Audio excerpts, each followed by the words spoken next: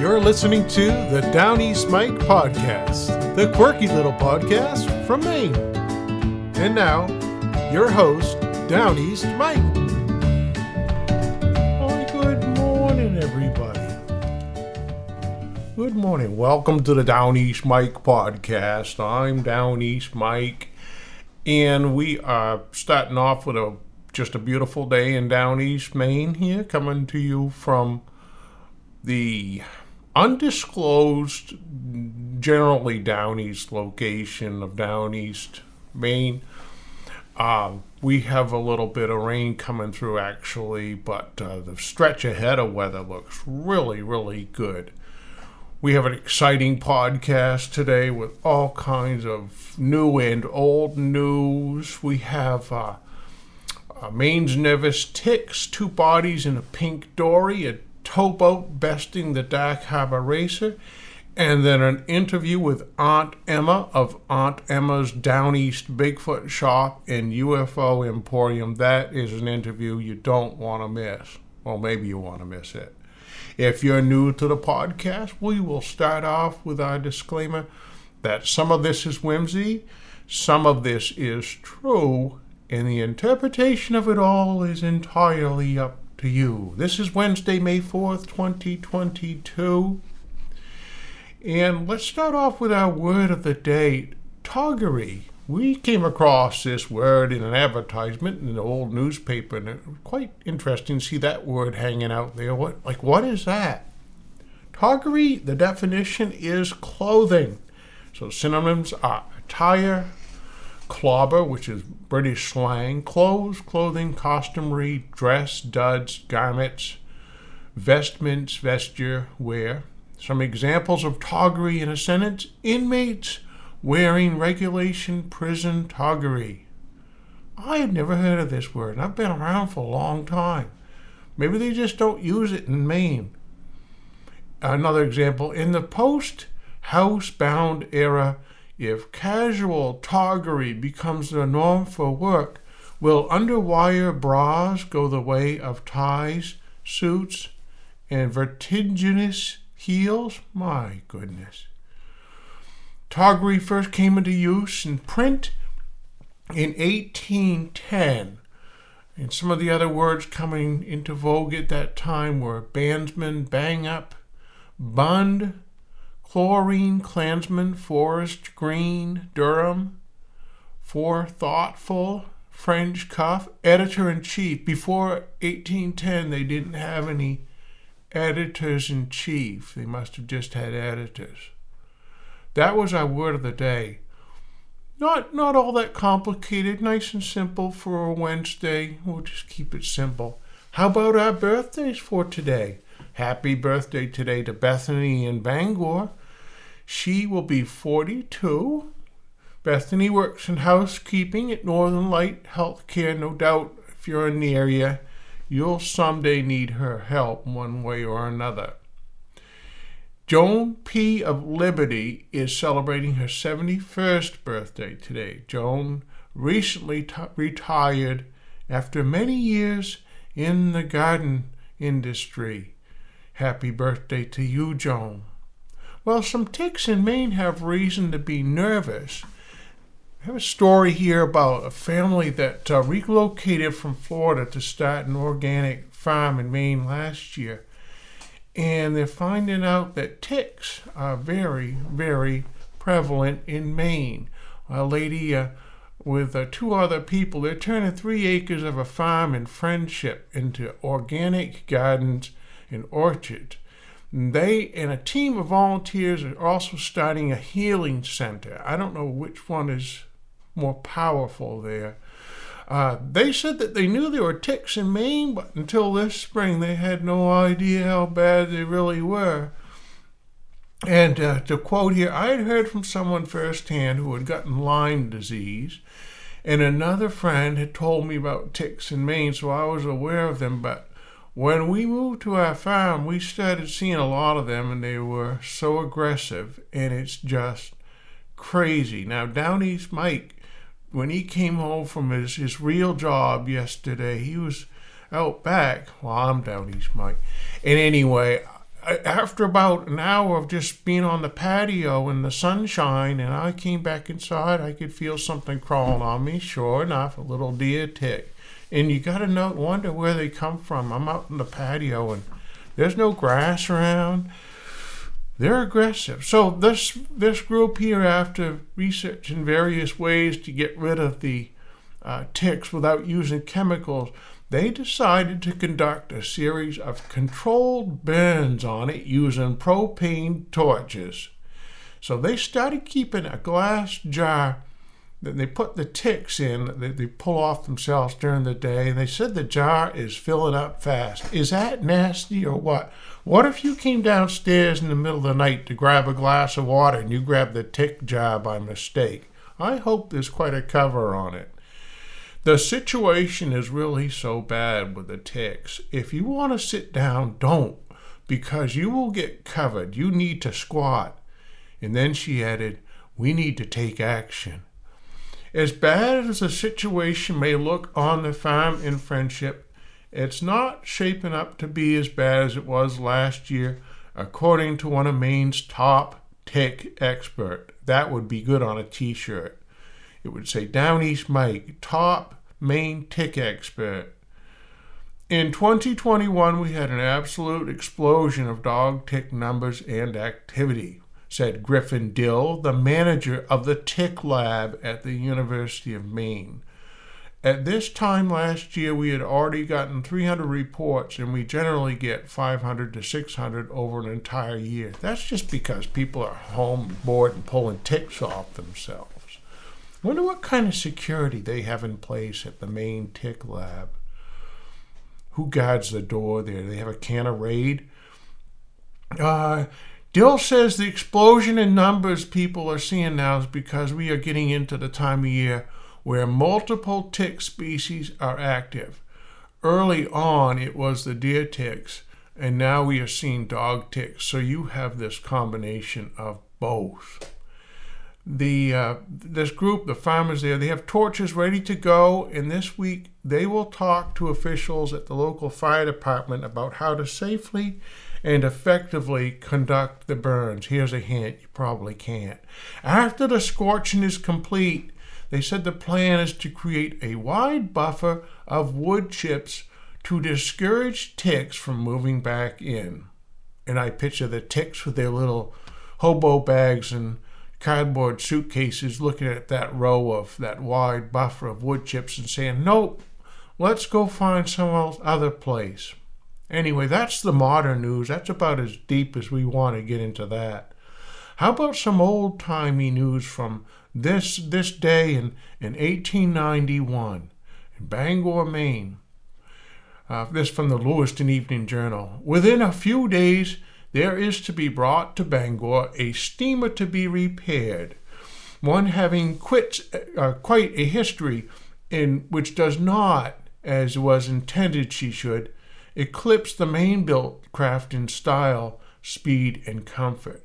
It will be remembered that down on Long Island, in Penobscot Bay, and in the town of Islesboro, there was built last year at a point known as Dark Harbor, the swell retreat of all the Atlantic coast. Now, has anybody seen that movie, the Dark Harbor movie? Some of it was filmed there. It's pretty bad. Swell, that was the name of the retreat. In the sense that none but men who could count their wealth by $1 million or over, or men who were related to millionaires or were themselves heirs to million, together with the ladies of the households, were invited or expected to patronize the place. It does not seem that these people who put out in a quiet way over, and they are, for they froze out about every Maine citizen who went that way last summer, although they did prepare an elaborate layout for Governor Burleigh and his family who had been invited there. They should use periods occasionally in their sentences. You run out of breath just trying to read it. But unfortunately for the chief magistrate of the court, the day was hot, and the horse flesh of the island petered out, so this distinguished guest could not reach the famous retreat. I don't know how far it is to Dark Harbor, but to have the horses get too tired. The millionaires lost the sight of our good-looking and able governor and the latter lost a rousing good dinner. So we have no idea how that picnic ended. The millionaires who came down for a brief season were charmed with the situation and exclusiveness of the place, the only fault being that the $40,000 house in which many lived and which is known as the Islesboro Inn was not large enough. And one evening last summer they told an architect to draw plans looking to the enlargement, which he did. The millionaires looked them over and approved with some slight changes and told him to go ahead and have everything in readiness by July 1st of this year. What will the extension cost? One of the members happened to ask. I should say about $10,000, not over that, was the answer. Tell you what you do, said William D. Windsor, director of the Pennsylvania Railroad, president of the Windsor Line from the Providence to Philadelphia and of the Boston and Philadelphia Steamship Company, and director and large owner in the Baltimore and Norfolk steamers from Boston. They go on and on. Tell you what you do. You put in $12,000 where you figure on $10,000 and then send in your bill. Orders have been given for half a dozen cottages, and some are now well underway. Of course, nothing goes cheap up here. And they go on and on. They get the millionaire fellows, George Kimball, blah, blah, blah. After the Dark Harbor people gathered last season, or about the time they were to gather, they found they had no boat for public service. Of course, there were lots of fast and beautiful steam yachts owned among them, and beautiful sailing craft as well. But what was wanted was a sort of plebeian boat just to carry the luggage, don't you know? The express, the mail, etc. And still this boat must be a craft worthy of being owned in and sailing from Dark Harbor. What was more natural than these rich men should do something out of the common sort in the matter of this boat? They went over to Boston and saw Burgess, the man who designed the Puritan, Pilgrim, Mayflower, and Volunteer, and by their order he made a model after the style of the Puritan for a fast steam craft. And then, in order that the job might be well done and not bungled up down in Bath, where they only build regular towboats, they sent this model out to Mr. Kimball and asked him to build a boat on Lake Erie. So, up in Lake Erie, they built a boat called the Emmeline. And then at the expense of about $500, that boat was brought across Lake Erie, through the Wellsend Canal, down Lake Ontario to Oswego, then to Troy, and then down the Hudson to New York, through the Sound and over the shoals to Rockland, where she was put upon the route to Dark Harbor and Castine, making daily trips. If you're still keeping track with me here, kudos to you. I'm starting to lose control of this story. The trip from her launching place to Rockland and up the Sound was 1,046 and a half miles by the log, and it took 15 days. So anyway, the local skippers, they'd heard about the coming boat and what she was expected to do in the way of speed, and they all thought they'd beat it when the Lake Erie craft came their way. But as a matter of fact, all steered clear of her, waiting for some other fellow to get beaten first. This reminds me of the time I heard about the daily running group in Bangor, Maine. We used to go out running at lunchtime, and they said when you were running with the lawyers had an attitude, well, they didn't want to win, but they didn't want you to win either. So that makes for an awful competitive situation. Anyway, that was an aside. But so they didn't want to get, they wanted one of the other ones to get beaten first. But there was one of the lot who had plenty of local pride and pluck, and he said he didn't believe the folks were so very fly out on Lake Erie as to be able to produce world beaters, and he coolly announced his intention of locking horns with the Emmeline the first time he came across her. This man was the skipper of the tugboat, the Bismarck, but though only a tug, The Bismarck is one of the latest and finest on the Atlantic coast and happens to be by all odds the fastest steamer, big or little, sailing the Maine coast. No, the craft that could take a four-master loaded with 1,600 tons of ice and a deck load of lumber and walk Penobscot Bay at a 10-knot gait, that's pretty impressive, was not to be scared by even a Burgess yacht from Lake Erie and the Lake Shore and Michigan railroad yards. Now, it so happened that a few days after the Emmeline had been put upon the run, that Emmeline's a fancy boat, and after the new had been worn out from her machinery, the Bismarck took a big three-master down the Western Passage and out past Whitehead into sea. So when she came back in past Whitehead and up through the ridges and past Owl's Head, she ran plump upon the Emmeline coming out from behind the land and bound for Dark Harbor with a load of millionaires aft and a load of baggage forward.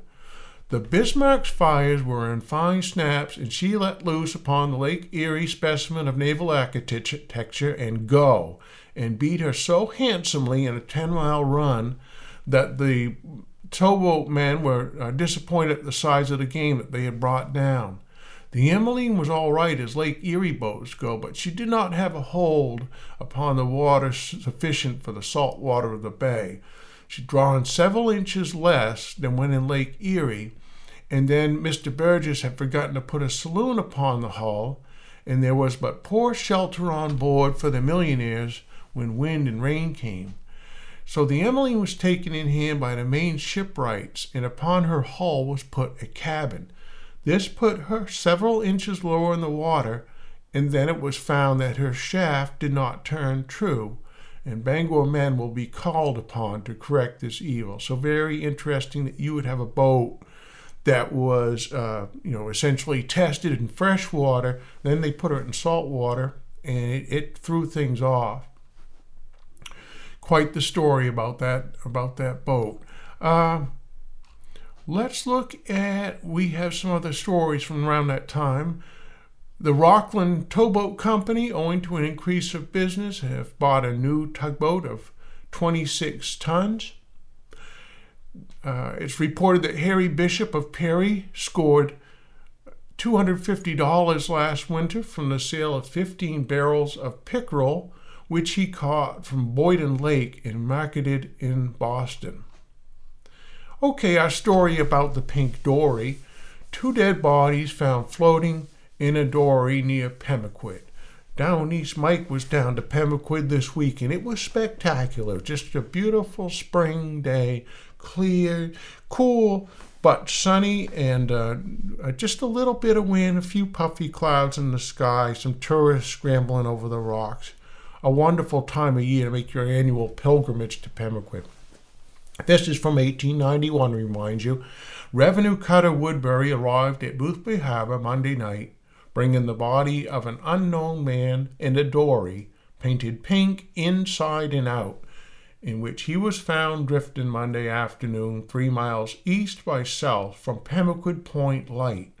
When the dory was first sighted, the officers thought it was a lobster fisherman, but running through the wreckage among the driftwood, they ran down to the dory, and when brought alongside, there were 2 dead bodies in it. Both were washed overboard, one being lost and the other saved with much difficulty. The sea was running very heavy at that time. A description of the body saved is medium complexion, smooth face, 5 foot 6 inches tall, about 24 years of age, a dark brown striped coat, no vest, blue pleated front flannel shirt, gray flannel shirt, red flannel undershirt, blue overalls, gray striped pants, gray drawers, heavy brown woolen socks, and an old pair of rubber boots. The hair is cut short, and one of the upper teeth is gone in front. The other man, as near as the others of the cutter could tell, was somewhat taller and thin, light complexion, brown hair, smooth face, brown shirt, and blue overalls. From appearances, the body had been dead about 6 hours. The painter on the dory is cut short, which would indicate that there had been a wreck or collision from which the unfortunates had started out in haste. So not to denigrate the passing. This is a sad story, but just a little thought. If you had expired and you were in a bright Pink Dory, it seems like that's the kind of funeral procession that some people would pay for. And I would think they would just want to put a toe tag on the two of them and gently push that dory right back out to sea. I mean, it was a rough life. A lot of people passed out, were fishing out there at the time. Some other news, Portland seems to be growing towards the west. They're talking of a national bank and a savings bank at the west end of Portland, 1891. The small boat fishermen of Cape Elizabeth have been doing well lately. Cod and haddock are plenty off the Cape, and the boats return with large fares which bring high prices. There's a rumor that a steam whaler will be built in Bath this season. It's a bit of gossip, interesting to the blowers and others. This has been a very fat spring for the lobstermen along the Maine coast, but the price at the traps has dropped 40 cents a hundredweight in the past week. Consumers are now having their innings. A big acreage of paving has been laid out for Portland, this year mostly on Preble, Congress, and commercial streets. This is always a satisfactory way to spend money. 1891, they were paving the streets in Portland. There are many rumblings and grumblings in Westbrook yet over the defeat of that electric railroad scheme. They must have shot that down. Nearly 6 years ago, Captain J.B. Eaton of Harrington brought from the Straits of Sunda a colony of Java sparrows. The colony numbered nearly 40 songsters, but notwithstanding precaution that has been taken to preserve them, the Maine climate has proven too severe for the birds, and they continued to dwindle away until the colony was reduced to 2. This spring, one of the remaining pair succumbed. Mrs. Eaton has had it mounted, and the dead songster will occupy a place on her mantle.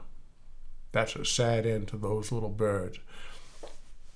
Last story here. A well-known citizen put a stop last evening to the practice of throwing clay balls at windows, which had been pursued by the bad boys in his neighborhood, much to the detriment of the windows and the disgust of the people in the vicinity. Last night, one of the windows of his residence was smashed by a clay ball thrown by a youngster, and he determined to bear with it no longer.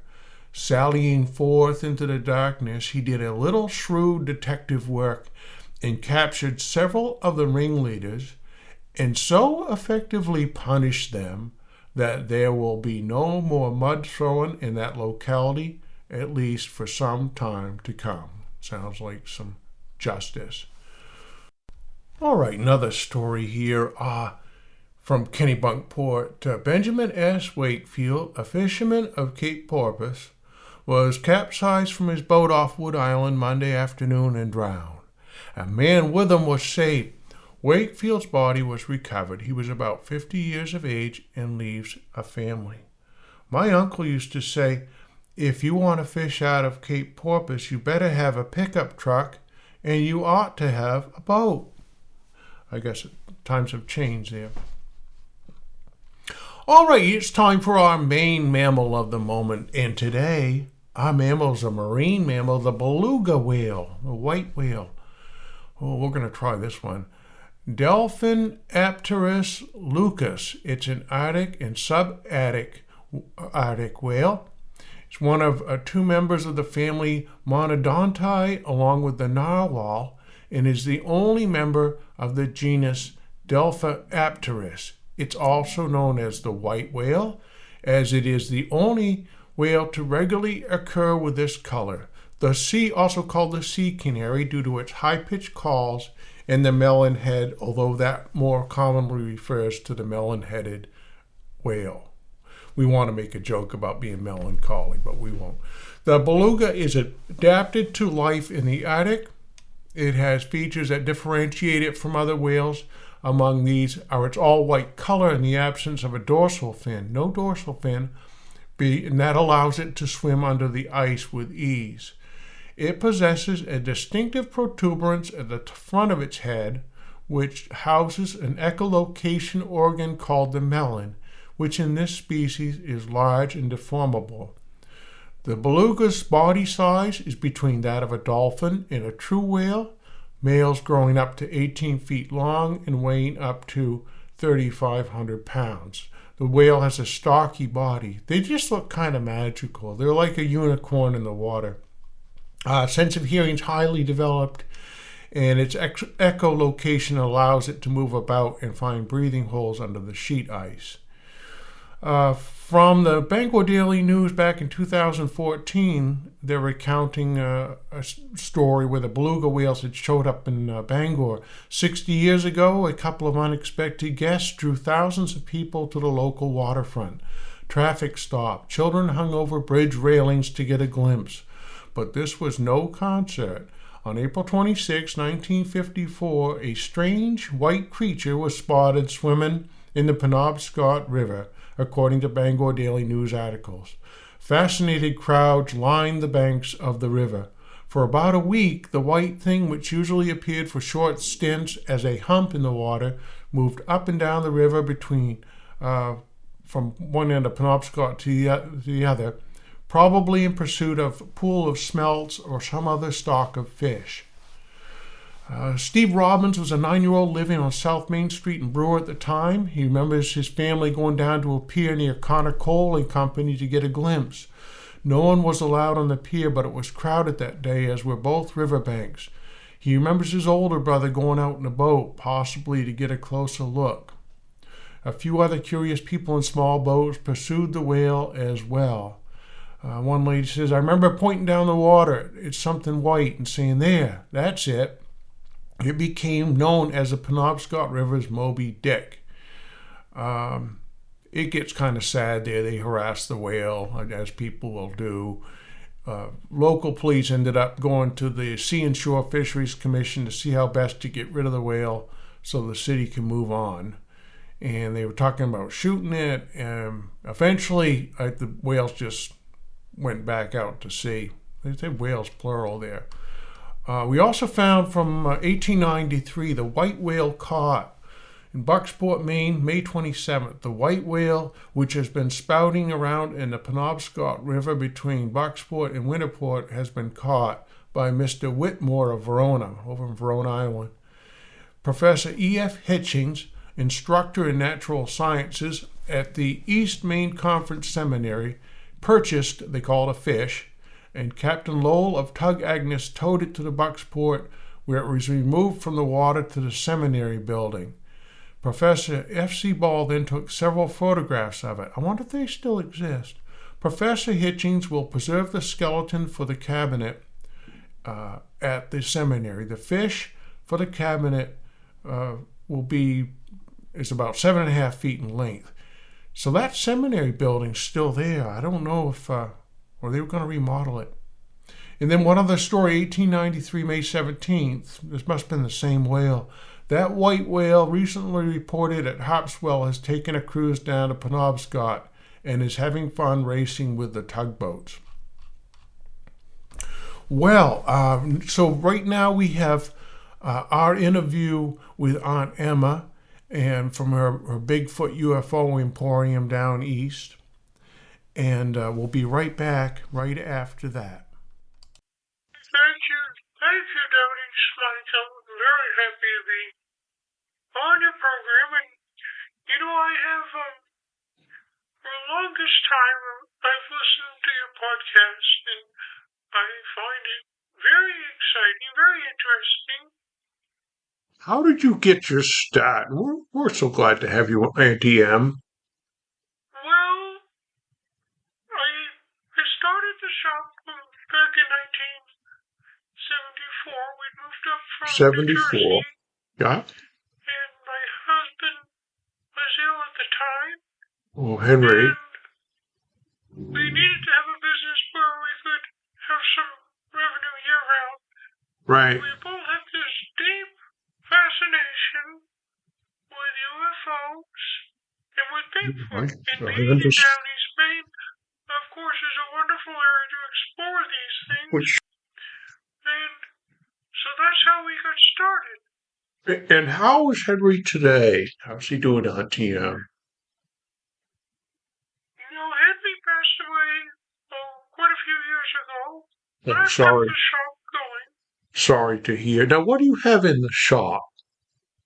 Well, let's see. I've got a little bit of everything. I have a number of big stuffed Bigfoots. Big I stuff. have one. He's about 8 feet tall. 8 feet. And when you come in the door, he's right there to greet you. Yeah, I've seen him. He's not for sale, but I do have a lot of other ones that are for sale. They are available.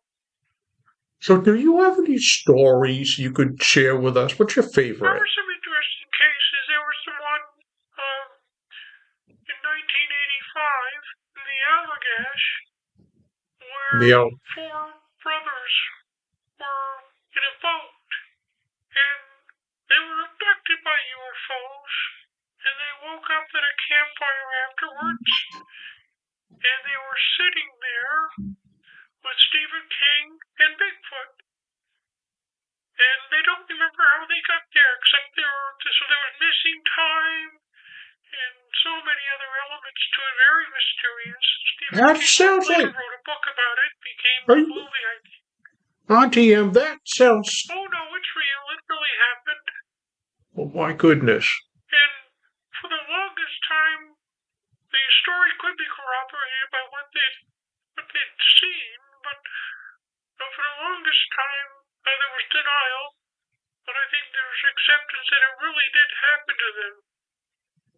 I struggle with some of the veracity of your statements, Auntie Em. Bigfoot cases, I have a number of Bigfoot stories that I like. Okay. On Mount Katahdin, a young boy was lost on Mount Katahdin, and they searched for him for a number of days, and it was My 9 Days on the Mountain was a book, and miraculously he appeared in the village square one day, and Bigfoot had carried him down and placed him there like an offering to the villagers, and all was well. So Bigfoot has a benevolent heart, it turns out. Almost like a religious. No, that one's real too. That's a real story. Oh, well, I guess, yeah. Well, we do have some specials now that we're on your show for this week. Let's hear them. Downeast Mike podcast. When you come in, we'll give you 10% off any Bigfoot or UFO memorabilia. Fantastic. We have the UFOs with the Downeast slant. These are the lobster trap UFOs where it's a UFO inside a lobster trap. They're on special for $150 US. Very nice. Very nice. I could get 2 of those. $300 or so.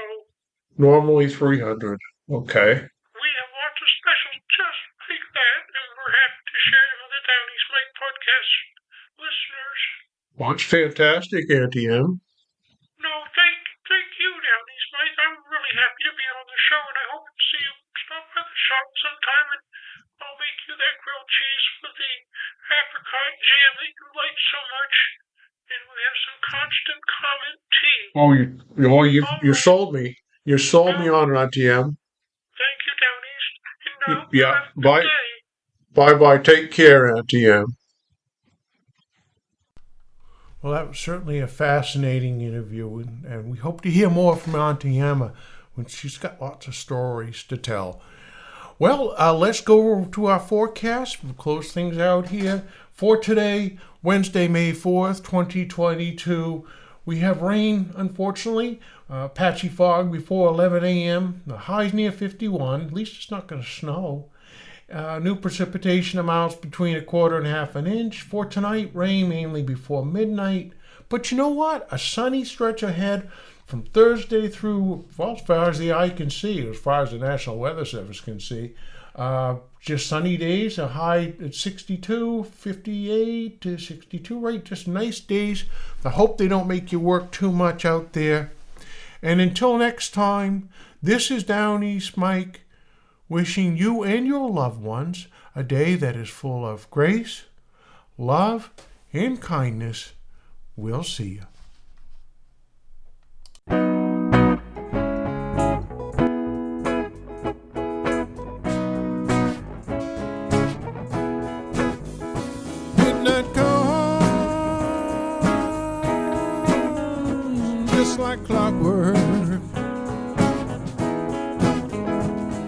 remember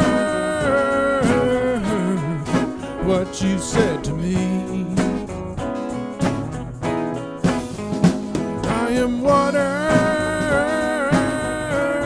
and I have memory. I'm water, and I remember. Holy, holy water, I've got shape inside.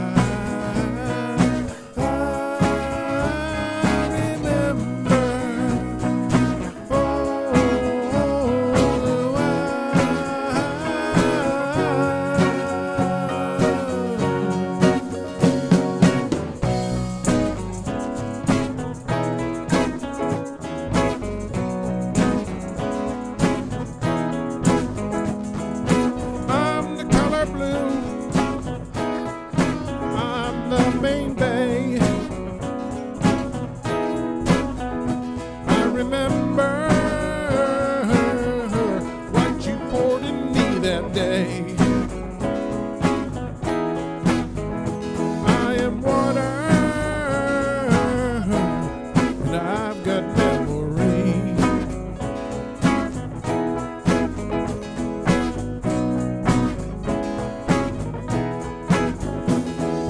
Holy, holy water, I've got shape and style.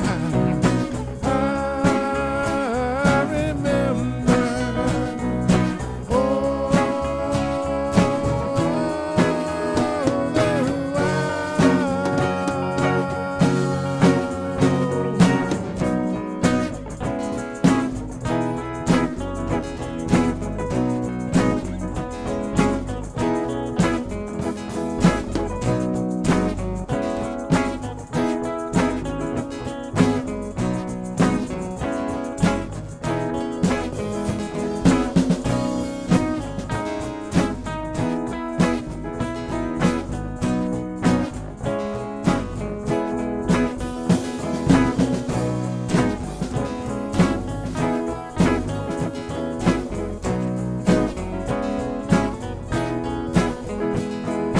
Holy, holy water, I've got shape and style.